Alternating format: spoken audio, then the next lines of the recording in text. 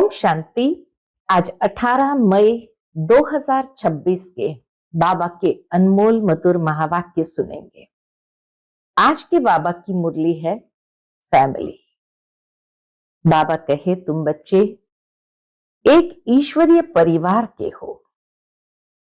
फिर सतयुग में जाएंगे तो दैवी परिवार के होंगे और कलयुग में सभी आसुरी परिवार के हैं। जब ईश्वरीय परिवार के हैं, उसी के लिए भक्ति में गाया है, तुम माता पिता हम बालक तेरे। तो फैमिली हो गई, परंतु वह अर्थ नहीं समझते हैं और अभी तुम बच्चे वास्तविक अर्थ को समझते हुए एक माता पिता के बच्चे बनते हो। साथ ही बाबा कहे, एक की श्रीमत पर चलते हो और उस दैवी दुनिया के योग्य बनते हो। तो इसलिए बच्चों को हमेशा ये नशा रहना चाहिए कि हम किस फैमिली के हैं। हमारी फैमिली बहुत बेहद की फैमिली है। ऐसी बेहद की फैमिली आज की दुनिया में कहीं देखने को नहीं मिलती है। जब दैवी परिवार में होंगे तभी भी बहुत छोटा परिवार होगा और आसुरी परिवार में तो हर एक की अपनी अपनी फैमिली है। लेकिन ये ईश्वरीय फैमिली में तुम सब आत्मा भाई भाई, प्रजापिता ब्रह्मा के बच्चे होने के नाते भाई बहन है। तो आपस में तुम्हारा बहुत प्यार होना चाहिए। परंतु बाबा कहे, दैहिक प्यार न हो, नहीं तो बुद्धि भटकेगी। आत्मिक प्यार जितना होगा उतना एक दूसरे के साथ मिल करके उन्नति करेंगे। तो सुनते हैं आज के बाबा के अनमोल मधुर महावाक्य। ओम शांति। मीठे बच्चे, इस रूहानी नशे में रहो कि हम ईश्वरीय फैमिली के हैं। हम अपनी गुप्त दैवी राजधानी स्थापन कर रहे हैं। आज की मुरली से प्रश्न है, बच्चों में कौन सी आदत पक्की हो तो सारा दिन खुशी बनी रहे? उत्तर है, अगर सवेरे सवेरे उठकर विचार सागर मंथन करने की आदत हो तो सारा दिन अपार खुशी रहे। बाप की श्रीमत है, बच्चे अमृत वेले उठकर अपने बाप से मीठी मीठी बातें करो। विचार करो, हम अभी किस फैमिली के हैं, हमारा कर्तव्य क्या है। अगर बुद्धि में रहे हमारी ये ईश्वरीय फैमिली है, हम अपनी नई राजधानी स्थापन कर रहे हैं, तो सारा दिन खुशी बनी रहे। ओम शांति। बच्चे जानते हैं कि यह रूहानी परिवार है, वह सब है जिस्मानी परिवार। दुनिया के अंदर है छोटे छोटे जिस्मानी परिवार, यह है रूहानी परिवार। रूहानी बाप का ये परिवार, जैसे लौकिक घर में माँ बाप बच्चे होते हैं, वह हुआ हद का परिवार। तुम अभी बेहद की फैमिली ठहरे। बच्चे गाते भी है, तुम मात पिता हम बालक तेरे। तो जैसे फैमिली हो गई, क्रिएटर की क्रिएशन ठहरे। यूं तो बच्चे उनकी क्रिएशन है, परंतु जानते नहीं है। यूं तो सारी दुनिया उस परमात्मा की क्रिएशन है, परंतु जानते नहीं। तुम बच्चे अभी जानते हो बरोबर। क्या जानते हैं? बरोबर बेहद बाप की यह फैमिली है। ईश्वरीय विश्वविद्यालय इनके लिए ही गाया है, इस बेहद की फैमिली के लिए ही गाया है, विनाश काले प्रीत बुद्धि विजयंती।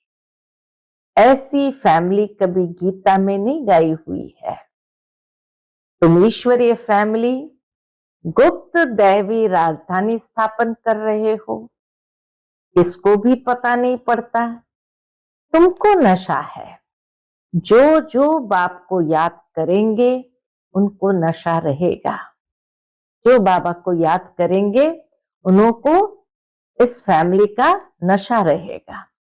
बेअभिमान में आने से वह नशा उतर जाएगा।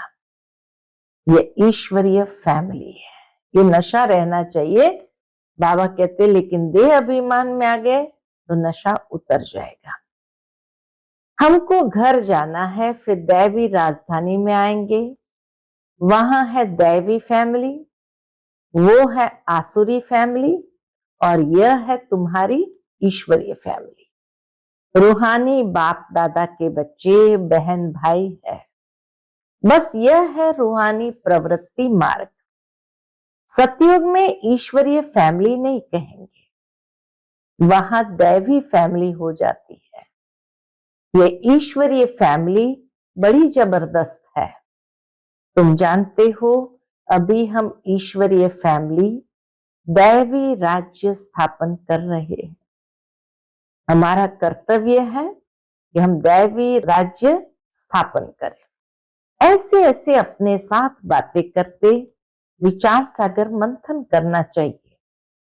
सवेरे उठकर याद में बैठो तो विचार सागर मंथन करने की आदत पड़ जाएगी। उमंग में आते जाएंगे। जब और सब मनुष्य नींद में सोए रहते हैं, तुम उस समय जागते हो। 4 बजे अधिकतर सब सोए होते हैं, उस समय बाबा कहे तुम जागते हो। तुम्हें सवेरे सवेरे उठकर ऐसे ऐसे ख्याल करने चाहिए, फिर देखो तुमको कितनी खुशी रहती है। जो भी श्रीमत मिलती है उस पर चलना है, फिर तुमको खुशी बहुत होगी। जो भी बाबा की श्रीमत मिलती है उस पर चलने से तुमको बहुत खुशी होगी। ईश्वरीय फैमिली की याद आएगी। आसुरी फैमिली से दिल हट जाएगी। नया मकान जब बिल्कुल तैयार हो जाता है तो फिर पुराने से आसक्ति निकल जाती है। जब तक नया नहीं बना है तब तक कुछ न कुछ मरम्मत आदि करते रहते हैं, फिर दिल हट जाती है, फिर पुरानी से दिल हट जाती है। ये पुरानी दुनिया भी ऐसी है। अब तुम जानते हो ये पुराना घर है, हम नए घर में जाएंगे तो नया चोला पहनेंगे। ये देह भी पुरानी है। अब तुम भविष्य 21 जन्मों के लिए राज्य भाग्य ले रहे हो। यहां राज्य नहीं करना है, यहां राज्य नहीं करना है, यहां होती है स्थापना। यह बातें सिर्फ तुम ही जानते हो। है भी यह गीता राजयोग है ना, इसे कहा जाता है सहज राजयोग। अनेक बार तुम इस राजयोग अभ्यास द्वारा दैवी राज्य स्थापन करते हो। वहां ये बातें याद नहीं रहती। बाबा कहते सतयुग में जाने के बाद ये बातें याद नहीं रहेगी। अगर वहां ये बातें याद रहे तो फिर सुख ही ना रहे। वहां तो सुख फिर भासना आएगी नहीं। तो इसीलिए बाबा कहे अगर वहां ये बातें याद रहे तो फिर सुख ही न भासे, चिंता लग जाए। इस समय तुमको गुप्त नशा है। ऊंचते ऊंच बाबा की ये फैमिली है। कितना गुप्त नशा है। ऊंचते ऊंच बाबा की ये फैमिली है। इसको कहा जाता है ईश्वरीय गुप्त फैमिली टाइप। ईश्वरीय विश्वविद्यालय, ईश्वरीय यज्ञ भी कहते हैं। ईश्वरीय फैमिली है, ईश्वरीय विश्वविद्यालय है और ईश्वरीय यज्ञ भी कहते हैं। फैमिली है, हमको बहुत लवली बनना है। भविष्य में तुम बहुत लवली बनते हो। तुम हो रूप बसंत, आत्मा रूप भी है, बसंत भी है। इतनी छोटी सी आत्मा अविनाशी पाठ बजाती है। इस समय तुम रूप बसंत बने हो। बाप ज्ञान का सागर है, ज्ञान जरूर देंगे तब जब इस शरीर में आएंगे। बाबा ज्ञान जरूर देंगे तब जब इस शरीर में आएंगे। तुम जानते हो ज्ञान की वर्षा बरसाते हैं। एक एक रत्न लाखों रुपए का है। अब तुम आत्माओं को बाप का परिचय मिला है। बाप ने स्मृति दिलाई है, तुम्हारी बुद्धि में है ये 84 का चक्र कैसे फिरता है। इसलिए तुम्हारा नाम ही है स्वदर्शन चक्रधारी। विष्णु व लक्ष्मी नारायण स्वदर्शन चक्रधारी नहीं थे, उनमें ये ज्ञान नहीं होता है। अभी आत्मा को ये ज्ञान मिलता है सृष्टि का चक्र कैसे फिरता है। बल त्रिमूर्ति कहते तो भी शिव नहीं दिखाते। बल दुनिया में त्रिमूर्ति कहते हैं तो भी शिव नहीं दिखाते। त्रिमूर्ति के चित्र बहुत देखे होंगे। साकार में प्रजापिता ब्रह्मा तो यहाँ है ना। यह हो गया बहुत पुराना ग्रेट ग्रेट ग्रैंडफादर। तो यह हुआ प्रजापिता ब्रह्मा का सीजरा। बाप सृष्टि रचते हैं ब्रह्मा द्वारा, तो ब्रह्मा बड़ा हुआ ना, दिखाते भी बूढ़ा है। ब्रह्मा को दिखाते भी बूढ़ा है। ये 84 जन्म का चक्र लगाया हुआ है। अभी तुम इन बातों को समझ गए हो। यह भी जानते हो कि बाप के तो सब बच्चे हैं। आत्माओं को बाप का परिचय देना है। अभी भारत का बहुत बड़ा कल्याण हो रहा है। सब आत्माएं पवित्र हो मुक्ति धाम में चली जाएंगी। तुम हो ही भारत की सेवा में। बाबा कहे इस समय तुम हो ही भारत की सेवा पर। भारत खास, दुनिया आम। तुम अभी थोड़े हो जो इन बातों को समझते हो। तो नटशेल में समझाया जाता है, बच्चे मन मना भव। अलग में भी समझाया जाता है, जो कुछ है दैवी राजधानी स्थापन करने में लगाओ। बापू गांधी क्या करते थे? वह भी राम राज्य चाहते थे। कैसा वंडरफुल खेल है ना। अभी तुम साक्षी हो, खेल देखते हो, तुमको हंसी आती है। कहां की बातें कहां ले जाते हैं। बाबा कहे तुम साक्षी होकर के देखते हो खेल को, कहां की बातें कहां ले जाते हैं। कि कलयुग के अंदर बापू गांधी ने कहा इसको राम राज्य बनाओ, तो कैसे बना सकेंगे।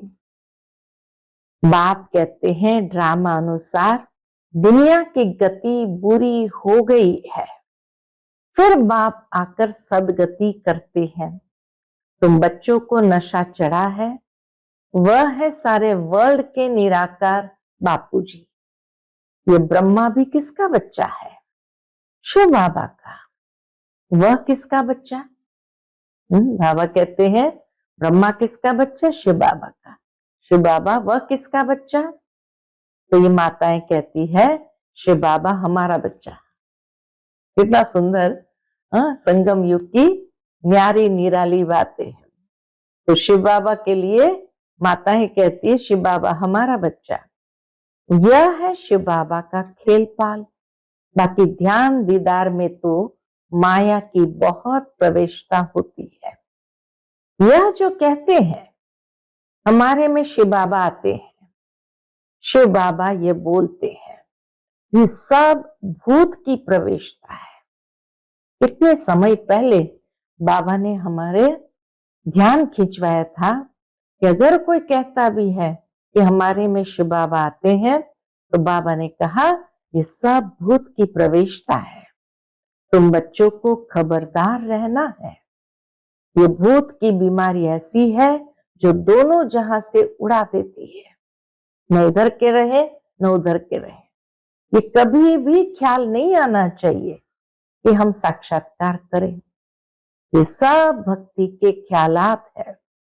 ज्ञान मार्ग को अच्छी रीति समझना है। माया अनेक प्रकार से धोखा देती है। साक्षात्कार आदि से कोई फायदा नहीं है। बाप कहते हैं इन द्वारा सगाई कराते हैं। बाप का फरमान है तुमको कोई भी देहधारी को याद नहीं करना है। तुम अपने को आत्मा समझ बाप को याद करो। अपने कल्याण के लिए बाप को याद करना है। ये तो बहुत समझ की बात है। बाबा को कोई भी समाचार लिख सकते हैं। कई बच्चों को तो इतना भी अकल नहीं है कि बेहद के बाप को चिट्ठी में अपने खुश खैराफत का समाचार लिखे। बेहद के बाप को चिट्ठी में अपने खुश खैराफत का समाचार लिखे। लौकिक बाप को चिट्ठी न लिखे तो आराम ही फिट जाता है। क्या हुआ, क्यों नहीं आई? यह भी बेहद का बाप है। देखते हैं मास डेढ़ चिट्ठी नहीं आती है तो समझते हैं इनको शायद माया खा गई। जो ऐसे पारलौकिक बाप को चिट्ठी नहीं लिखते हैं, इतना तो लिखना चाहिए, बाबा हम नारायणी नशे में सदैव रहते हैं। आपकी दी हुई युक्ति में ही हम तत्पर हैं, इतना तो जरूर लिखे। तो बाबा समझेंगे खुश राजी है। चिट्ठी नहीं लिखेंगे तो समझेंगे बीमार है, याद में ही नहीं रहते हैं। नहीं तो बाबा को समाचार देना है, बाबा हमने ये सर्विस की है, इनको समझाया, इनकी बुद्धि में पूरा नहीं बैठा, तो फिर यह भी समझाएंगे कि इस रीति समझाओ। बाबा कहे जब समाचार लिखेंगे अपनी सेवा का और अगर ये भी बताएंगे कि इसकी बुद्धि में पूरा नहीं बैठा है, तो बाबा ये भी समझाएंगे इस रीति से समझाओ। भक्ति मार्ग में जो कुछ कहते हैं समझते कुछ भी नहीं है। मुख्य बात बाप को ही नहीं जानते। बाप को न जानने कारण भारत बिल्कुल दुर्गति को पा लेता है। अब बाप तुम बच्चों को समझाते हैं, हम तुमको सदगति में ले जाऊंगा, बाकी सबको मुक्ति में ले जाऊंगा। भारत जीवन मुक्ति में है तो बाकी सब मुक्ति में है। ये चेंज सिवाय बाप के और कोई नहीं कर सकता। ये जो परिवर्तन है ये सिवाय बाप के कोई कर नहीं सकता। सर्व का सदगति दाता एक ही बाप है। सर्व की सदगति जरूर कल्प कल्प संगम पर ही होगी। तुम जानते हो हम आत्माओं का रूहानी बाप एक है, उनको आत्मा ही याद करती है। तुमको भक्ति मार्ग में दो बाप है। सतयुग में है एक बाप, संगम पर है तीन बाप। प्रजापिता ब्रह्मा भी तो बाप ठहरा ना। शिव भी बाबा है, वह है सर्व आत्माओं का बाप, उनसे ही वर्षा लेना है। उनको याद करने से ही विकर्म विनाश होंगे। ब्रह्मा को याद करने से विकर्म विनाश नहीं होंगे। इसलिए शिव बाबा को ही याद करना है। हम उनके बने हैं। यह है सच्चा सच्चा रियल ज्ञान। शिव बाबा को याद करना, महसूस करना कि हम उनके बने हैं, यह है सच्चा सच्चा रियल ज्ञान। रूहानी बाप का रूहानी बच्चों प्रति, बाकी सब है देह अभिमानी। देह अभिमानी पतित मनुष्य जो कर्तव्य करते हैं वो पतित ही करते हैं। दान पुण्य आदि जो भी करते हैं वह सब पतित ही बनाते हैं। रावण राज्य में ये होता ही है। अब बाप आकर ऑर्डिनेंस निकालते हैं, कहते हैं बच्चे खबरदार, विकार में नहीं जाना, काम पर विजय पानी है। तूफान आदि तो बहुत आएंगे, इसमें फा नहीं होना चाहिए। माया के इतने विकल्प आएंगे जो अज्ञान काल में भी नहीं आए होंगे। इतने विकल्प बाबा कहे ज्ञान मार्ग में आएंगे। ऐसे भी विकल्प आते हैं। कहते हैं भक्ति मार्ग में तो बड़ी खुशी रहती है, अभी आपको याद करना चाहते हैं तो कर नहीं सकते, बिंदी याद नहीं पड़ती है, बड़ी चीज हो तो याद करे। बाबा कहते हैं कि तुम शिव बाबा कहकर याद करो, शिव बाबा कहकर याद करो, इस पुरानी दुनिया को भूल जाओ, तुम शांति धाम में याद करो, शिव बाबा को शांति धाम में याद करो। सिर्फ शांति धाम को याद नहीं करना है, बाप की याद से ही विकर्म विनाश होंगे। आत्मा का स्वीट बाप से लव चाहिए, आधा कल्प का लवर है। बाबा कहे आधा कल्प का लवर है। द्वापर कलयुग में कितना भक्ति में याद किया है, प्यार किया है। आत्मा कहती है हम आधा कल्प आपको भूल गए हैं। यहाँ ब्राह्मणिया जिनको ले आती है, बहुत खबरदारी से निश्चय बुद्धि वाले को ही आना है। अगर यहाँ आकर फिर जाए कोई पतित बना तो दंड ब्राह्मणी पर आ जाएगा। इसलिए ब्राह्मणी पर बहुत रिस्पॉन्सिबिलिटी है। बाबा ने ये रथ लिया है, सब बातों का अनुभवी है। यहाँ तो गंद की बात नहीं, आपस में हंसना, खेलना, बातचीत करना, इसकी कोई मना नहीं है। बाकी थोड़ा भी कोई आत्मा से प्यार रखेंगे तो फिर जास्ती बढ़ता जाएगा। इसलिए बाबा कहे भले आपस में बातचीत करो, खेलो, हंसो, लेकिन प्यार एक बाबा से हो, किसी आत्मा से नहीं, नहीं तो फिर जास्ती बढ़ता जाएगा। उसकी याद आती रहेगी, इसलिए इससे भी पार जाना है। लौकिकता से, देह भान से भी पार जाना है। अब तुम घर में बैठे हो और सतयुग में बैठे हो। कहाँ बैठे हो? तो बच्चों ने कहा घर में। बाप बच्चों को घर में पढ़ाते हैं, तुम सबका ये घर है। जब बाहर जाते हो तो ऐसे नहीं कहेंगे, यहाँ बहुत अच्छा नशा रहेगा। मधुबन बेहद का घर है, बाहर जाते तो ऐसा नहीं कहेंगे, यहाँ मधुबन में बहुत अच्छा नशा रहेगा। देह का अभिमान छोड़ना है, देही अभिमानी बनो तो जात पात का भेद सब निकल जाएगा। पुरानी दुनिया तमो प्रधान है, उनमें भेदभाव और ही बढ़ता जाता है। पुरानी दुनिया में भेदभाव आदि और ही बढ़ता जाता है। आगे ब्रिटिश गवर्नमेंट के समय भाषाओं की खिटपिट नहीं थी, अब दिन प्रतिदिन फूट बढ़ती जाती है।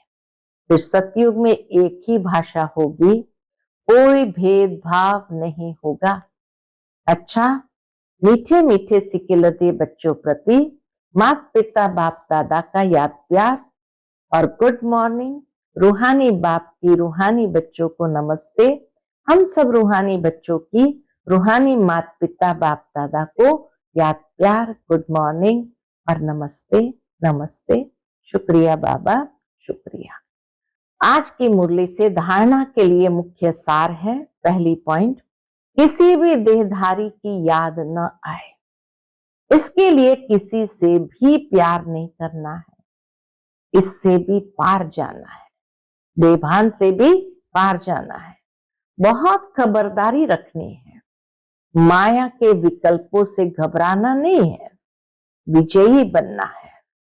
दूसरी पॉइंट, ध्यान दीदार में माया की बहुत प्रवेशता होती है, इस भूत प्रवेशता से अपने को बचाना है। बाप को अपना सच्चा सच्चा समाचार देना है। आज का बाप दादा का मधुर वरदान हम बच्चों के प्रति है, हर बात में सार को ग्रहण कर ऑल राउंड बनने वाले सरल पुरुषार्थी भव। हर बात में सार को ग्रहण कर ऑल राउंड बनने वाले सरल पुरुषार्थी भव। जो भी बात देखते हो, सुनते हो, उसके सार को समझ लो और जो बोल बोलो, जो कर्म करो, उसमें सार भरा हुआ हो तो पुरुषार्थ सरल हो जाएगा। ऐसा सरल पुरुषार्थी सब बातों में ऑलराउंड होता है, उसमें कोई भी कमी दिखाई नहीं देती है, कोई भी बात में हिम्मत कम नहीं होती, मुख से ऐसा बोल नहीं निकलते कि हम यह नहीं कर सकते। ऐसे सरल पुरुषार्थी स्वयं भी सरल चित्त रहते हैं और दूसरों को सरल चित्त बना देते हैं। आज का स्लोगन है, साधन यूज करते उनके प्रभाव से न्यारे और बाप के प्यारे बनो। साधन यूज करते उनके प्रभाव से न्यारे और बाप के प्यारे बनो। आज का व्यक्त इशारा है, सदा अचल अडोल एक रस स्थिति का अनुभव करो। उसके अंतर्गत बाबा कहते, एक रस स्थिति बनाने के लिए सिवाय एक के और कुछ भी देखते हुए न देखो। ये जो कुछ देखते हो ये कोई भी वस्तु रहने वाली नहीं है।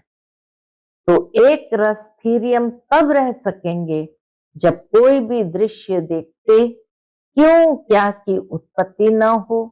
यही व्यर्थ संकल्पों की हलचल का कारण है। इस क्यों की समाप्ति के बाद ही संपूर्णता आएगी। अच्छा, ओम शांति।